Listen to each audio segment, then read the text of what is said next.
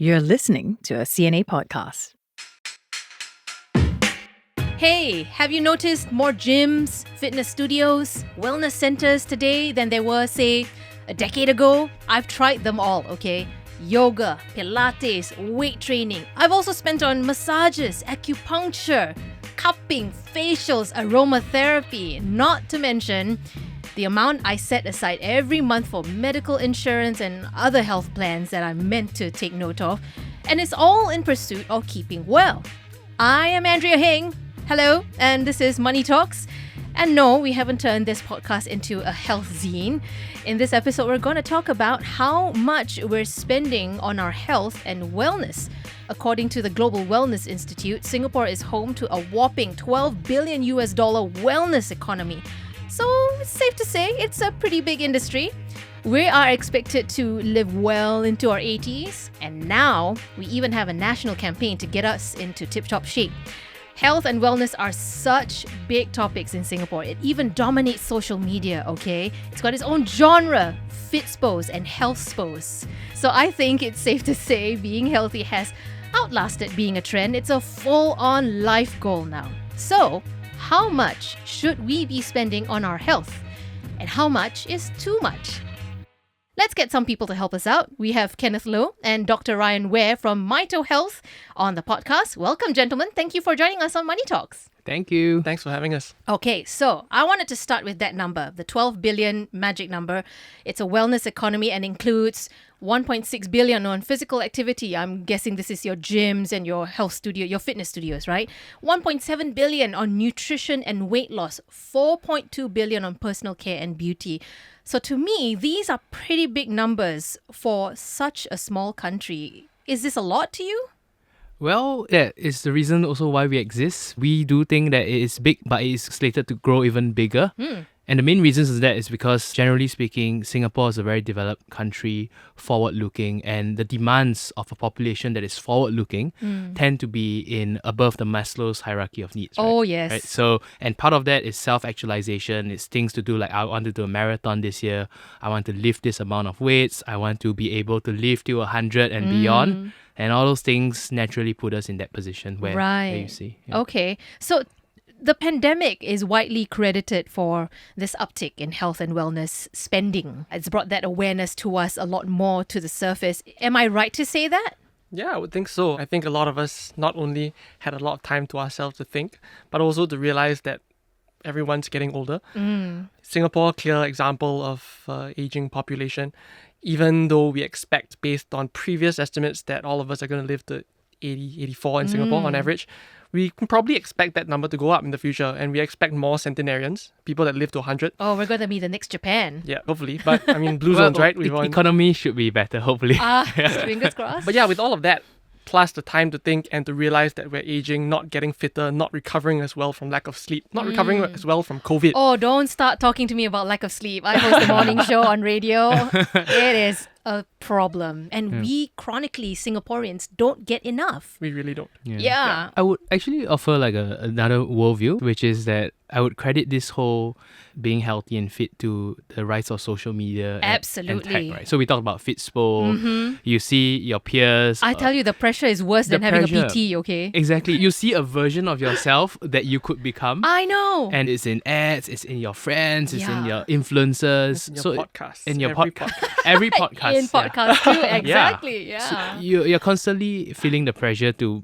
optimize your health and not just your health, right? Your wealth, everything around, every aspect of life. Yeah. It's immense pressure to just be the best we should be rather than the best we can be. But that's a separate topic for another time, I'm sure. Okay, so this is purely a personal observation, but I think we're not the healthiest nation food-wise since our sodium intake is up. But we're certainly very health and wellness concerned. Do you think Singaporeans are well invested in their health? Yeah.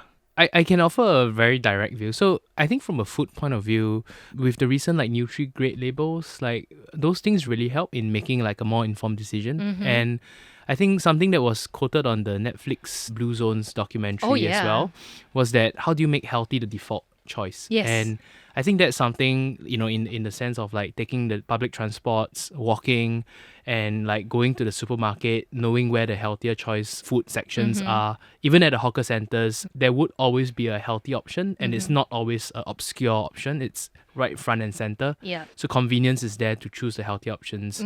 That's how we perceive that. Okay. Yeah. Okay. I did watch that Yeah. episode of Blue Zone Yes. with Singapore in it, and there was a bit of criticism about how Singapore is not actually naturally a blue zone. But I think, like you said, the government efforts Yeah. to really put health and wellness front and center, Yeah. forcing you to make healthier choices consciously. Yeah. I think it's a good move. We may be an engineered blue zone. Engineered blue zone. But Yeah. I think it's still a good move in the right direction, especially as you said, Ryan, how we're going to be an aging society in no time. By 2030, 1 in 4 of us is going to be above the age of 60. That is scary. Yep, it really is. And I guess the other thing was the family ties, the emotional health that Oh, plays a yes. huge role in aging well, aging with fulfillment, and even living longer. Yeah. Right? So in your observation, what do we Singaporeans tend to spend the most money on when it comes to health and wellness?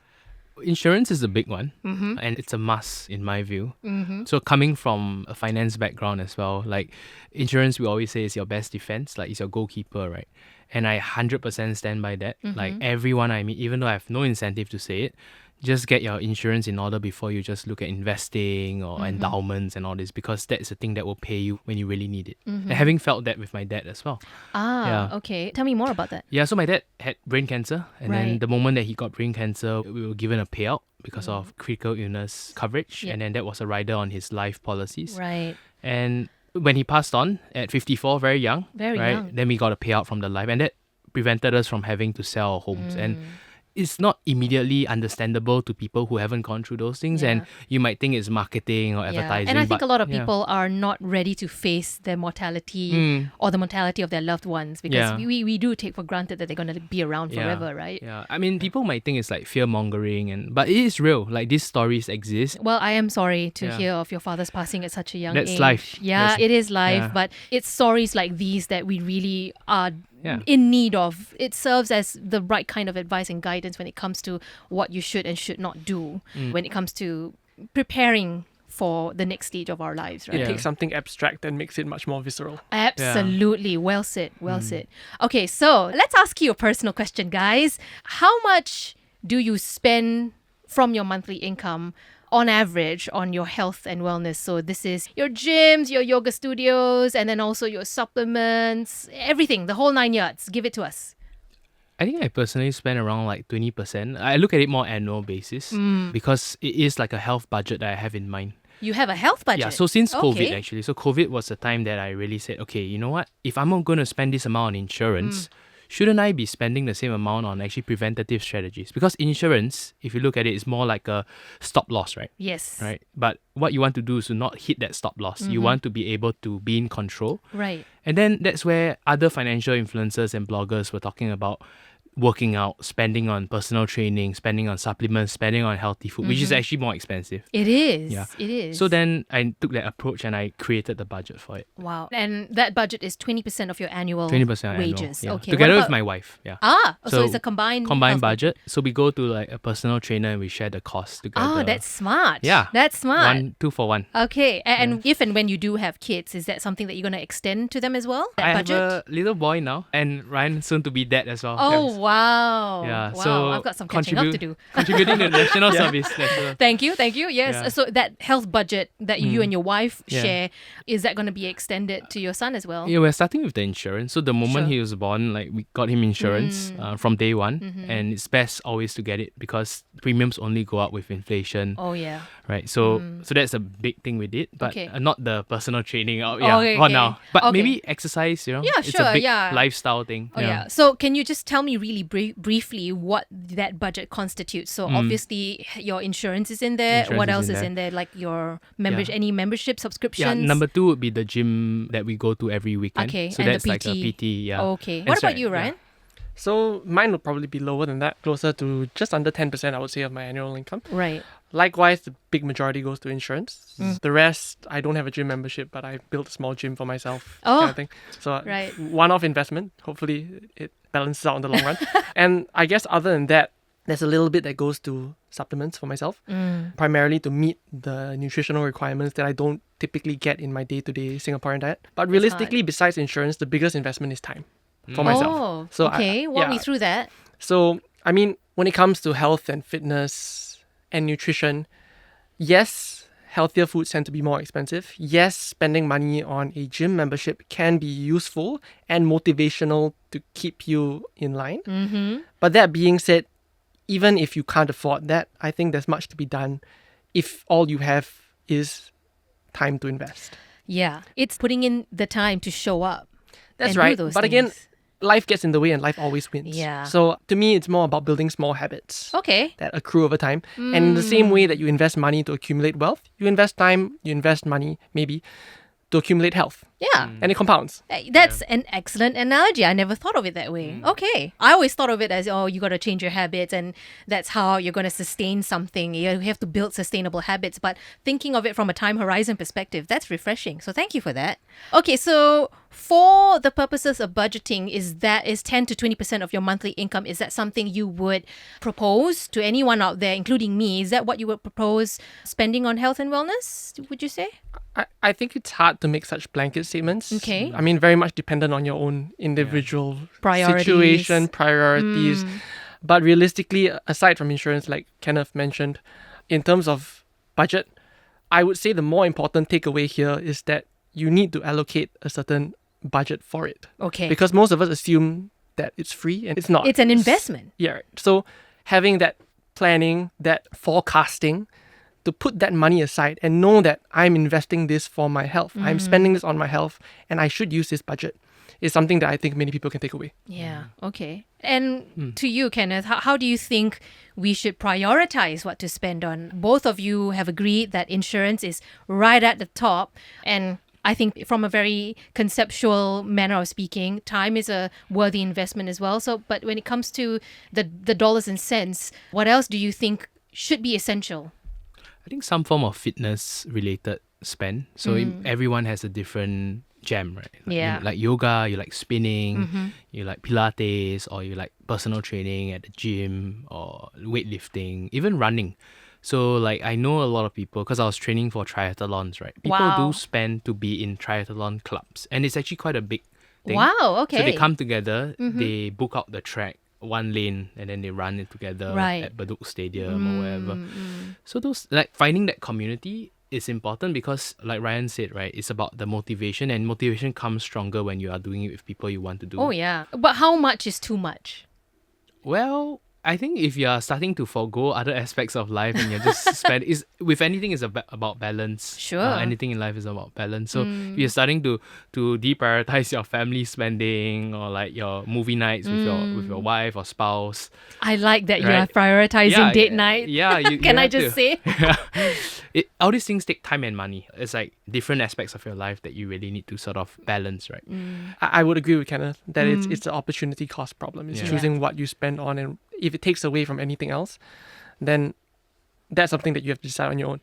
That being said, this same concept of opportunity costs extends across the board for even nutrition things. Yeah. Like choosing to enjoy a bubble tea, choosing to enjoy your wine and whiskey. By all means, do so. Yeah, yeah. By all means, do so. Yeah. Just do it sensibly, knowing what your budget is. And what for- your body's budget is. Exactly. So what's your body's budget? Yeah. And what's your time budget, right? Yeah. I mean, enjoy your wine, by all Yeah. means. It's just know what you're taking away at Yeah. the same time. I And if it think- makes sense for you, by all means. That's wise. That's wise. Yeah. Okay. So outside of the physical, there's mental wellness as well. It's become increasingly important and as an investment for a lot of people. And indeed, the segments overlap, right? Yeah. I mean, one could argue that spending on meditation therapy or even seeing a counselor or even yoga, for example, those can also be beneficial to mental health. But what other aspects of mental wellness do you see people paying for these days, at least in Singapore, from your observations? Yeah, I can share a point of view that is also a very recent trend since COVID, right? It's really the involvement of corporates. So, if we take us back to the dark days of being stuck at home, over time, people realize that social and that mental aspect, being at work together with your colleagues, is actually a very big part of your life. And that's where corporates stepped in to really allocate budgets. And then, there were a bunch of mental health startups that really took off from the COVID wave. And I think that did wonders for the emotional health space as well. Oh, yeah. It really destigmatized it. So people seeing therapists is very well accepted nowadays. Oh, Yeah. absolutely. I mean, ask me this 10 years ago when mental health was still relatively taboo, but you can mention it. Today, fast forward in 2023, you can talk about it like it's a normal topic. And I think in the same way that we talk about spending on emotional health, same thing applies. Yeah. Money, time on mental health Yeah. is essential because even if you talk about the longevity biohackers, why live to 120 if you're miserable? Exactly. Why live to 120 if you can't enjoy? Quality over quantity, right? That's right. And even if you're talking about quantity, there are tons of studies that look at emotional health and living longer. And there is correlations. Yeah, Yeah. absolutely. It comes together. The hand in happy hand. gene. We need to build that happy gene and strengthen it. Let's talk about insurance. We mentioned it a little bit earlier, right? Yeah. So I know you're not insurance agents, you're not financial advisors, but you are in the health and wellness sphere. So you're privy to health-related spending trends. Is there such a thing as being over-insured? One is on the individual front on whether you are overinsured, and I think we will go deeper to understand how the model even works and why it's tied to healthy aging. So Sure. the first one is that we recommend in the financial world is 5 times of your annual. So however much you're earning, let's say you're earning 100,000, Right. So the coverage expected should be around 500,000 Okay. in the event you die. Okay. So that we always correspond life insurance to death because Okay. the opposite of life is death, right? Right. So when you die, who is going to need the money? Who will actually care whether you are not That's around? right. So usually it's for your dependents, which is like your kids or your spouse or your parents if they're still around. And often we talk about buy term, invest the rest. So term insurance is more directly related to protection. Right. So then everything else is like you can invest your own money in your endowments or your own S&P 500 or like your robo-advisors and stuff. So that's life insurance is like top priority. Second Sure. priority is H&S, which is like hospital and surgical. Right. Health insurance. Right. It's like the same Your terminology. medical insurance. Medical kinda, insurance. Yeah. So the government has a great policy already for everyone, which is like B class wards Yes. and below. But if you want public A or private, that's when you would basically increase the coverage of your H&S insurance. Right. So something that I do as well, which I Okay. know most people who are working adults do Yeah. because they want better treatment in the event that they get into an accident or they fall sick. One more to add is rider, which is critical illness. I'm very kiasu. I have ECI, early Yes. critical illness. So do I. I Yes. recently signed up for Yeah.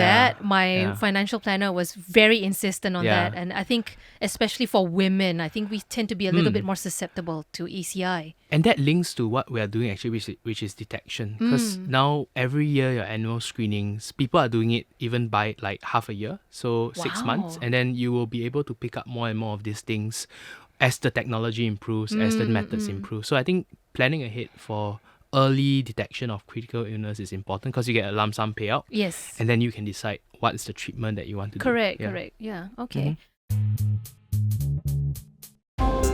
Hello, my name is Steve Lai, And I'm Teresa Tang, and we are the hosts of CNA Correspondent. a podcast that takes you to the heart of the work our correspondents do across the globe. From China's COVID response to the childcare center massacre in Thailand. And from the fall of Najib Razak to the rise of Anwar Ibrahim as Malaysia's Prime Minister. We speak to the people at the reporting front lines. So if you want to know how the biggest global stories unfold, make sure you follow or subscribe to us wherever you get your podcasts. So there's this new concept that we read about recently, and that's insurance that is specific to mental health. It's really, really new, pretty nascent. I've only really seen 1 or 2 insurance companies that offer this. Yeah. What it entails, well, it basically means you can claim from your insurance policy appointments that relate to mental health or treatments that relate to mental health. Since we're already spending on other forms of mental and emotional well-being packages out there, do you think this kind of insurance is necessary? Yeah. So I would answer it from the point of view of the earlier question, which is how the insurance system works. Ah, yes. Which is basically they are protecting for risk. So it's linked to wanting you as a policyholder to stay healthy for as long as possible. It's an incentive. It's an incentive to stay healthy. It's good for them. It's Sure. good for business, right? In this case of the mental wellness side of things, is that there is an incidence of increased reports of depression, Yeah. of therapy, Anxiety, and anxiety, yeah. which is understandable because it's like a pressure cooker, right? Like the pressure to succeed and Yeah. pressure to do well. The pressure to look good Yeah. and feel good. Yeah. But I would say the actuarial people, so actuarial science is where they predict risk and how do they price risk, right? Got it, Where the okay. insurers come in and they do the how much premiums you're paying. Got it. So I'm sure that they have a model where they have mapped out where it makes money for them because they exist as profit-driven companies as well. This is a trend. Anything can be insured. It's how much you pay only. That's the Sure. number one line Yeah. I learned in insurance.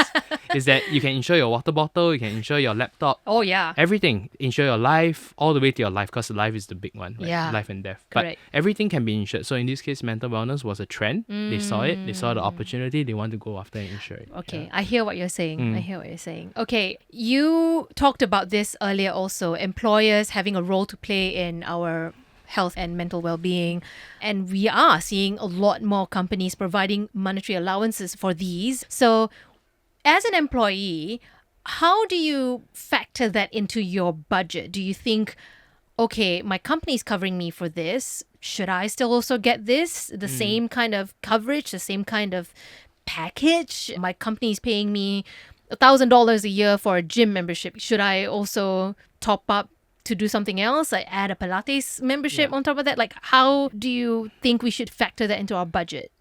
Yeah, 100%. I think it definitely should be part of the budget. I mean, again, the limiting factor is not always money. The limiting factor is often time. So whatever fits within your time and that maximizes your outcomes, by all means, spend it and spend more if you need to.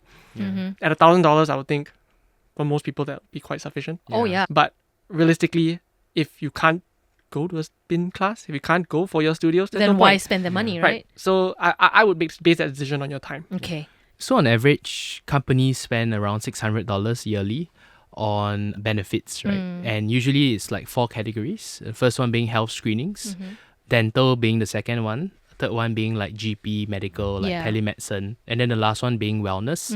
So usually it's a combination of these 4 things that you can Right. actually claim from. And 100% you should spend it because it's part of your compensation. If you don't spend it, it's gone. Yeah. So herein lies the question. When we decide to leave the company, how does that change then? What do we need to financially consider when we decide to leave the company? So something that's happening is the insurance side. So a lot of people, again, in the financial community world, they realize that they overemphasize on like how much the company cares for them in terms of the insurance coverage, and then they forget to buy their own insurance. Yes. And yes. it's dangerous because in a market like that, you know, with wars happening everywhere, like your job is not that certain at the end of the day. So Yes. you should take care of yourself and allocate that budget. Yeah, don't just rely on the company. I'm with you here. Yeah. No one is indispensable at the workplace, right? You should never just rely on one source, especially when that source is finite. I subscribe to it's okay, I'll be kiasu and buy my own stuff, my own Yeah. plans and my own coverage, and at least that puts me at ease. I think one more point, going back 2 questions ago, talking about that budget again. Yes. So some people's wellness budget or health budget is flexible. You get to distribute it the way you want to. Others are fixed. Yeah. For those that are flexible, how do you spend it? Is probably another question that we get asked fairly frequently. And I think the main one, I think a lot of people think about it as, oh, I have $1,000 of wellness. I haven't spent it in December, so I'm just going to blow all of it on the health screening. Yeah. Which is probably not the wisest move. And I think the expenditure on health screening, which takes up a big chunk of It does, yeah.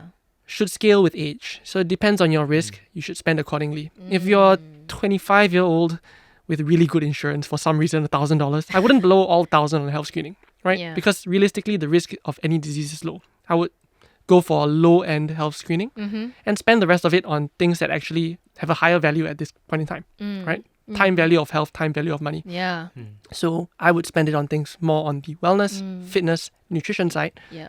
and of course, probably twice a year dental. Okay. Yeah, you should. Twice a year, please. You brought up a great point, Ryan, in that we often think that when we spend on insurance or when we spend on health and wellness, it's going to be the same amount and it's going to be in the same priorities throughout your lifetime. But when you grow older, complications happen. That's right. Sometimes you have genetic diseases, but you also pick up some along the way, sort of stuff. And a lot of these things are unpredictable. And then you have to start rejigging your health budget, right?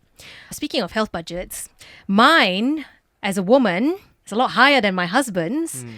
And indeed, there are reports out there that show that women have to fork out more than men on healthcare. And unfortunately, by virtue of the so-called pink tax, women just have to budget for a higher expenditure. And I think that also in itself carries bigger financial risks because we're kind of carrying a heavier debt burden compared to men. So how can women be in a financially healthy position while also ensuring their physical health is well taken care of? I think on paper, if you look at the actuarial side of things, again, from an insurance point of view, women do live longer than men. Yes. Insurance companies are profit-driven as well. They would factor these things into the premiums, and there has to be a reason behind that.